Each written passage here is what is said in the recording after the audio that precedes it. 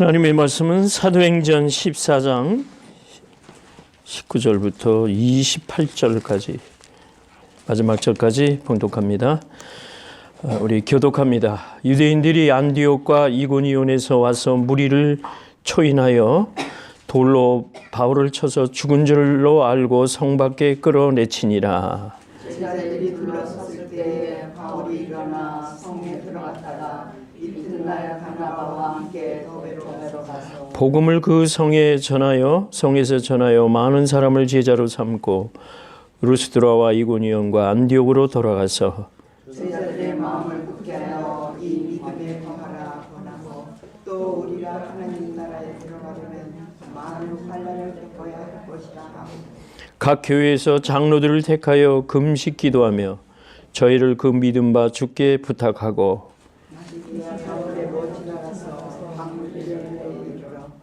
돌을 보가에서 전하고 아달리아로 내려가서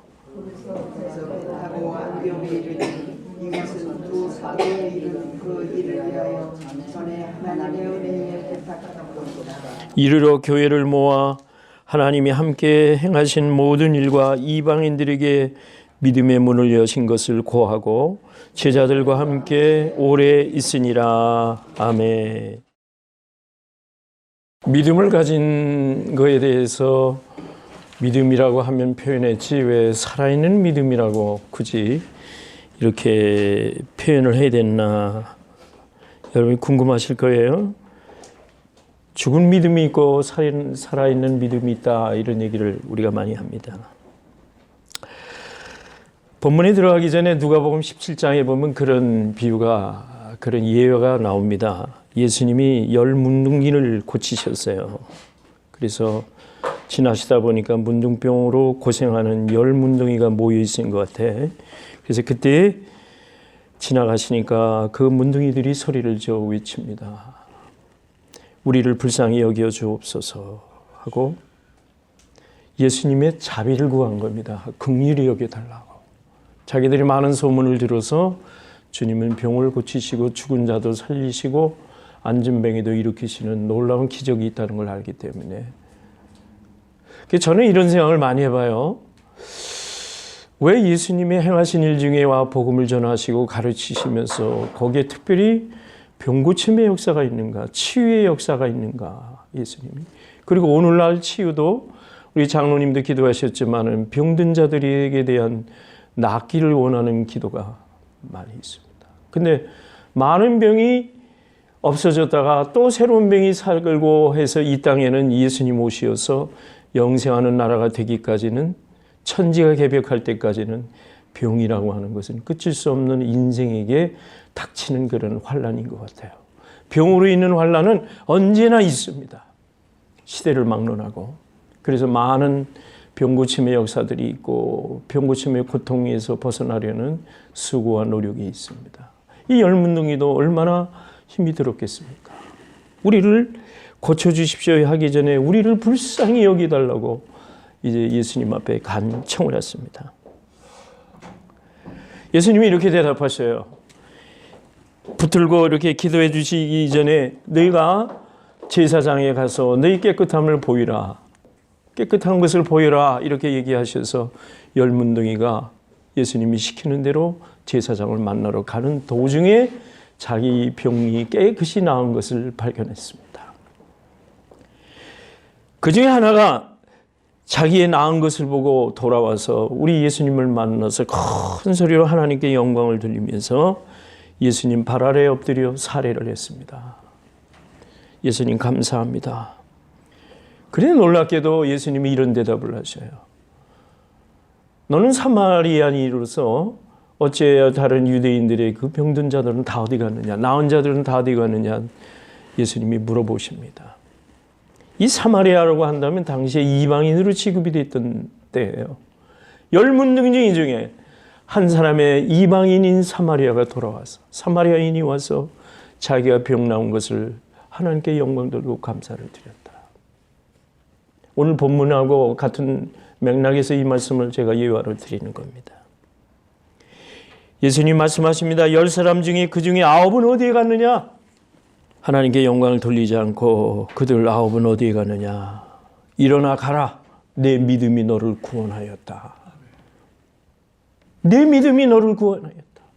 네가 살아있는 그 믿음을 하나님 앞에 드렸을 때 하나님께 영광을 돌리고 네 믿음이 너 병을 고치고 너를 병 고친 것과 함께 영생하는 믿음을 영접하는 자고 그 이름을 믿는 자들에게 하나님의 자녀가 되는 영광을 하나님이 주신 겁니다. 우리 하나님은 약속의 하나님이시거든요. 그래서 애굽에서 탈출시키는 이스라엘을 사랑하셔서 그 이후에 아브라함을 통해 선택된 백성으로 이스라엘을 이끌어 오시고 그 후에 우리 이방인이 된 가지의 접붙임을 받은 우리들도 이방인으로서 영적으로는 아브라함의 후손이 된 겁니다. 오늘은 이 중에 우리가 오늘을 살아가는 것은 종말론적으로 살아가는 거예요. 이 시간에 여러분들은 하나님의 자녀로서 살아가는 겁니다.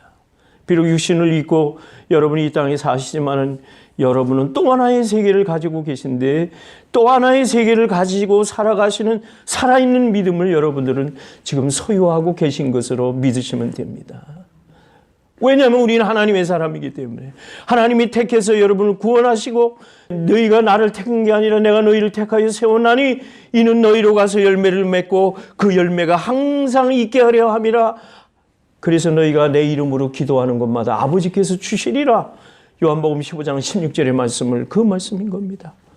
오늘 현재형의 여러분들이 하나님께 택함을 입고 믿음의 생활을 여러분들이 오늘 감당하시는 겁니다. 그래서 하나님 앞에 서신 여러분들은 살아있는 믿음을 가지신 겁니다. 계속해서 누가복음 17장을 이어갑니다. 그 다음에 이런 말씀이 나와요. 바리새인들이 예수님을 찾아와서 질문을 합니다. 하나님의 나라는 도대체 어느 때에 이 땅에 하나님의 나라가 임할까요? 예수님이 대답하십니다.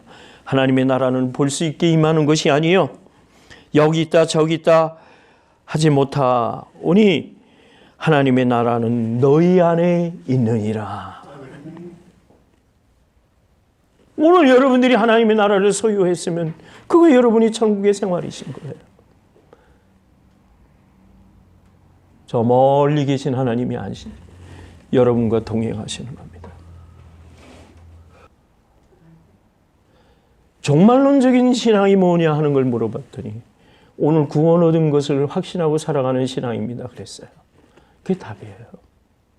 여러분이 다 구원받은 자로서 살아가는데 하나님이 여러분에게 주신 게 하나 있는데 그게 뭐냐면은 여러분 가슴속에 천국을 다 주셨다는 거예요. 오늘 여러분들은 천국의 생활을 하신 하나님의 살아있는 하나님 앞에서 믿음을 가지신 천국의 소유를 여러분들이 가지고 계신 분이시라는 걸. 그래서 하나님의 나라가 여러분 안에 있다고 하는 것을 확신하면서 여러분이 사시면은 틀림없는 신앙인 겁니다. 여러분이 마음을 굳게 해서 그래서 믿음에 거하라고 그러셨습니다. 이것이 오늘 사도행전 14장의 본문에 나오는 말씀입니다.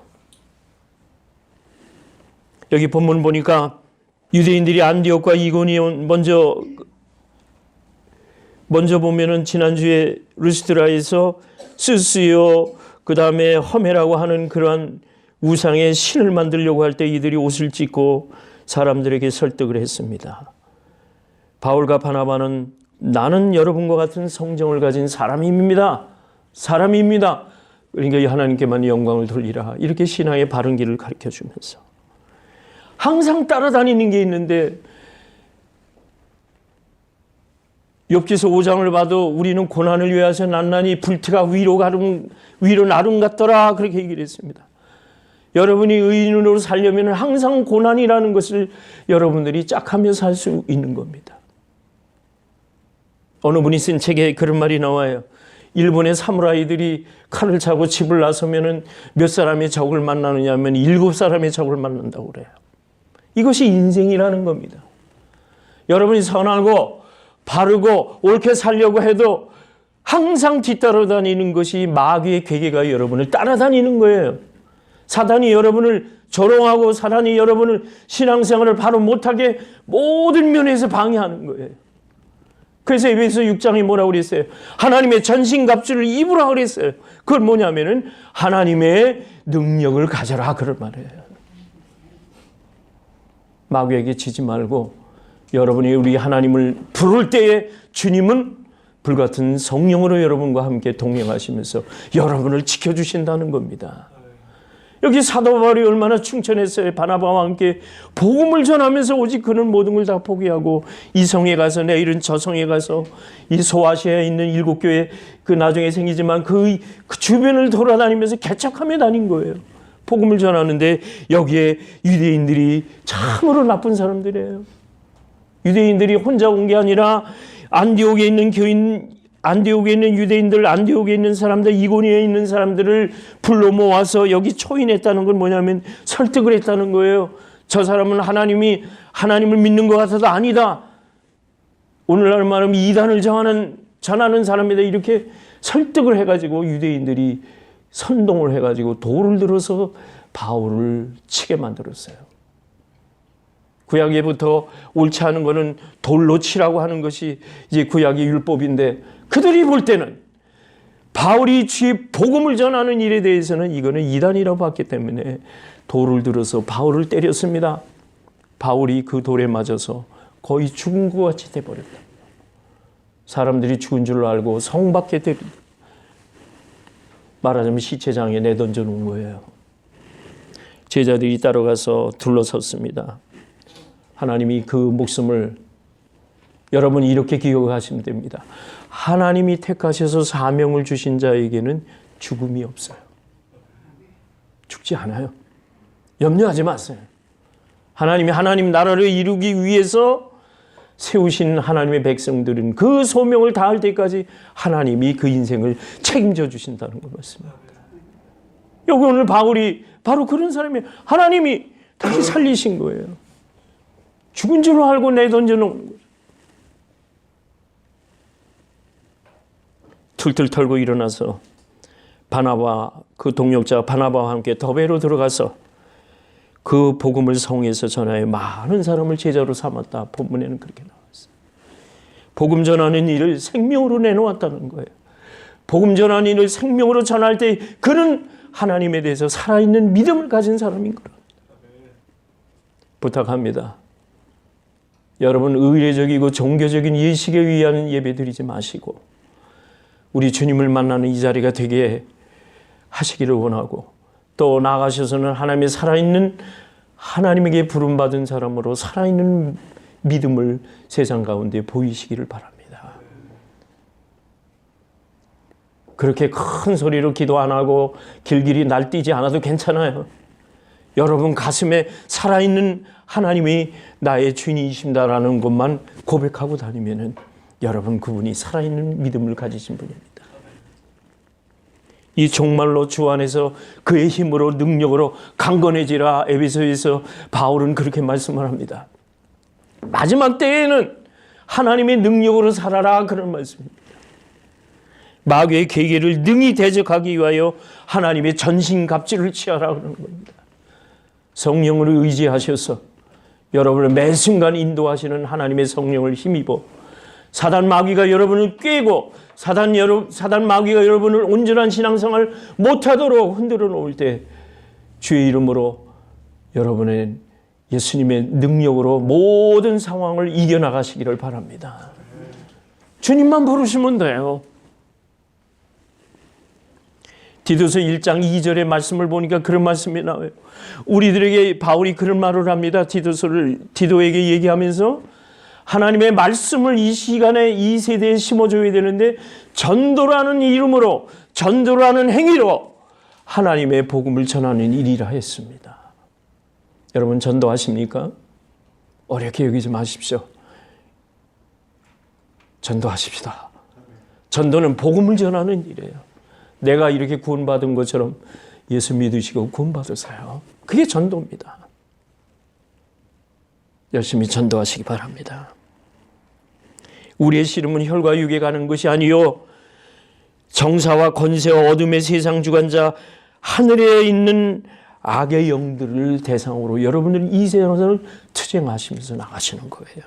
그래서 악한 날에 능히 이기기 위해서 하나님의 전신갑주를 여러분들은 갑옷을 입으셔야 된다는 겁니다. 하나님의 성령으로 무장된 여러분들이 되어주시길 바랍니다. 그래서 제자들의 마음을 굳게 하여 믿음에 거하라고 바울은 얘기를 했습니다. 그래서 이 안디옥 교회를 통해서 자기가 바울과 함께 복음 전하는 일에 배후 위에서 하나님의 능력의 힘을 내 등 뒤에서 얻게 하기 위하여 장로들은 금식하며 기도해달라 그렇게 부탁을 했습니다. 온 안디옥 교회가 내 이 전도하는 일에 선교하는 일에 배후 위에서 기도로 하나님의 능력을 심을 수 있도록 배후 위에서 중보기도 해달라 바울은 오늘 그렇게 본문에서 얘기했습니다. 그렇습니다. 영생의 소망을 전하기 위해서 전도라는 이름으로 우리가 주의 복음을 전할 때 하나님의 능력 가운데서 할 수 있도록 여러분들은 교회에서 전도해 주십시오. 기도해 주십시오. 이 선교라고 하는 이름은 우리가 금년에 우리 교회가 선교라고 하는 이름을 이제 주제를 내세웠는데 이 땅의 마지막에 하나님의 명령이 땅끝까지 이르러 복음 전하는 일이 이제 우리들이 이 종말로 살아가는 이 시대에 우리들이 할 일이에요. 복음 전하는 일이에요. 선교하는 일이에요. 감사하게도 나는 지난 1월 초에 작년 선교 보고를 드리면서 얼마나 감사했는지 몰라요. 비록 우리가 이렇게 구조적으로는 작아 보이지만은 여러분에게는 믿음이 있으셔서 선교하는 일에 힘을 써서 우리 재정의 4분의 1 이상이 선교비로 사용됐다고 하는 데 대해서 비록 작은 교회지만 얼마나 감사했는지 몰라요. 하나님께 감사했어요. 우리가 선교를 보내서 작지만은 몇 기관을 도우면서 하나님의 선교에 동참했다고 하는 여러분의 의식이 너무나 감사했다는 거예요. 이제는 그치지 말고 금년에도 더 많은 선교와 가능한 한 우리 교회에서 선교사 한 명을 파송할 수 있을 정도로 힘을 기울였으면 합니다. 우리 이문남 장로님 시간마다 기도했듯이 우리의 조국 대한민국에 섬선교회 하는 거예요. 예? 평생 동안 한두 가정을 위해서 섬에서 사는 분들이 많이 있어요. 지금 복음 전하면서. 내가 보고회를 들어보니까 어느 섬선교회를 하시는 분이 쪽배를 타고 그 거친 바다를 통해서 이 섬 저 섬 복음 들고 나서는데 놀라운 거는 통일교회에서 나는 똑딱선을 타고 왔는데 통일교회는 그럴듯한 통일교회에서 배를 내줘가지고 그 옆을 지나가는 걸 보면서 하나님 앞에 기도했다는 보고를 들은 적이 있어요. 목숨 내놓고 하시는 분들이에요. 섬선교하는 분들이. 우리 교회도 그렇게 한국에 이제 가서 오지에서 선교하는 분, 또 섬에서 선교하는 그러한 곳을 찾아서 우리가 연관이 되어서 선교를 했으면 좋겠어요. 여러분 그렇게 되시기를 간절히 소망합니다. 이제는 우리 교회가 할 일은 우리가 말씀으로 양육받으면서도 주의 복음의 명령대로 복음 전하는 일에 이 마지막을 다해야 돼. 그게 살아있는 믿음이라는 거예요. 스위스의 한 순교자가 장작더미 위에서 이제 예수를 믿는다는 이유로 순교할 직전이었습니다. 맨발로 올라와서 서 있는데 그가 죽기 직전에 치안판사를 불렀습니다. 판사 입회해야 하거든요, 항상. 죄송하지만 판사님의 손을 제 가슴에 좀 대보시겠습니까? 저는 이제 곧 화형을 당하는 몸인데 만약에 나의 심장이 평상심보다 조금이라도 빠르게 뛴다면 내가 믿는 종교는 믿지 마시고 우리 하나님을 부인하셔도 좋습니다. 그래서 떨리는 마음으로 그러지 않아도 치안판사가 볼 때는 화형대 앞에 서 있는 저 사람이 어떻게 저렇게 얼굴이 평안할 수 있을까? 담대할 수 있을까? 궁금했대요. 그래서 이제 사람으로 나타날 수 있는 게 심장인데 심장을 가슴에 대봤더니 빠르게 뛰는 게 아니라 저 평생을 맥박으로 뛰고 있는 것을 느꼈답니다. 치안판사는 놀랐습니다. 어디에서 이런 힘이 나오는가? 우리 구원받은 성도들이 죽음을 앞두고도 소망하는 예수님을 바라보면 이렇게 흥분하지 않을 수 있다고 하는 것을 보여주는 하나의 예화입니다.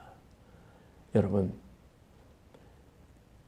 사도 바울이 죽는 것을 두려워하지 아니하고 그가 배 타고 여러 곳을 다니면서 이제는 유대인들이 믿지 아니하니까 이방인에게 하나님이 문을 여신 것을 보고 이방인들에게 복음 전하는 모습을 본문에서 우리에게 보여주고 있습니다. 바울이 그러했던 것처럼 이 시대를 살아가는 우리들도 복음 전하는 일에 최선을 다하실 때 그 자체가 살아있는 믿음을 가지신 분이라고 확신해도 좋습니다. 우리는 이제 복음을 전하십시다. 내가 하나님 앞에 전도라는 이름에 그것을 하나님께 영광 돌리는 삶이라고 한다면 오늘 바울이 죽음을 내놓고 하나님의 능력을 힘입어 전도했던 것처럼 우리 모두에게도 선교라는 이름으로 힘써 주시길 주의 이름으로 축원합니다. 사랑하는 하나님 아버지 감사합니다. 이 마지막 때에 주 안에서 능력을 얻기 위해 아버지의 말씀으로 복음 전하라는 명령을 다시금 새롭게 새기시고 있습니다. 바울이 돌로 쳐 죽음을 당하기까지 그는 아버지 하나님 복음 전하는 일에 혼신을 다했습니다. 그러나 하나님이 그 생명을 주셔서 다시금 이성저성 다니며 하나님의 복음을 전하는 살아있는 믿음을 보였던 것처럼 오늘 우리도 아버지 하나님 선교하는 일에 힘쓰기를 원하오니 주여 도와 주시옵소서. 살아있는 믿음을 가진 우리 모두가 되어지기를 소원합니다. 예수님의 이름으로 기도하옵나이다. 아멘.